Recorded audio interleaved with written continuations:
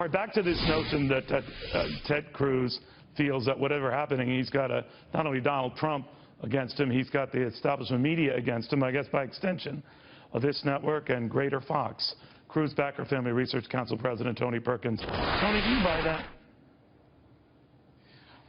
Not necessarily, Neil. I don't know what executives at Fox have decided, but I do know when you look at the amount of coverage that Donald Trump has gotten, it is actually more than what Ted Cruz gets. But it's probably because I think Trump knows how to play the media. I mean, I think he's done very good from taking his reality TV show to the reality of politics, and he makes news.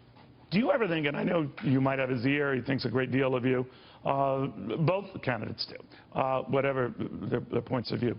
But do you ever get to him to say, why, even with a cynical view of the media, would it be in their interest to end this race now? The drama is good for them, it's good for ratings.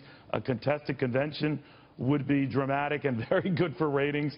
We've even talked about being out in Cleveland a week earlier to deal with a rules committee fight. So obviously eyes and attention would turn ad nauseum to this drawn-out prospect. So on face value, to you, doesn't that seem laughable?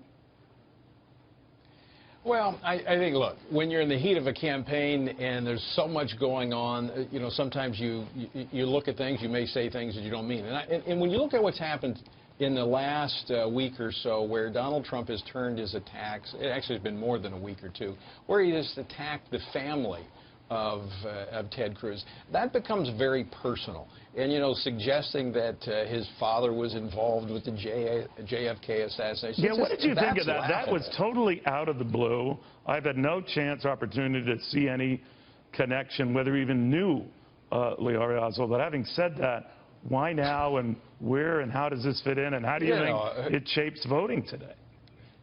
Well, I think in true Donald Trump fashion, it doesn't fit in, you know, and I guess he should be hoping that Indiana's not his Bay of Pigs, because I think the voters in Indiana actually are conservative, and they are resonating with Ted Cruz's message about the future of America, not about the, you know, the politics of running for president, but about their family and about their future, about security for our nation. We live in a very dangerous time. This president and his policies has put America on the edge, and I think Americans are waking up. That's why we see such strong turnout across the board in the Republican primary. But do you think, Tony, people know we need a bold leader. I'm sorry, Tony, but do you think if your candidate loses tonight, pack it up, it's over? No, actually I don't, because that does not secure the nomination for Donald Trump. Now, the path gets much narrower for Ted Cruz, but you still have to get 1,237. The Republicans don't buy this thing where you get a trophy for showing up and drawing big crowds. You still have to win a majority of the delegates, and that won't happen after tonight. Tony Perkins, always a pleasure. Thanks for taking the time.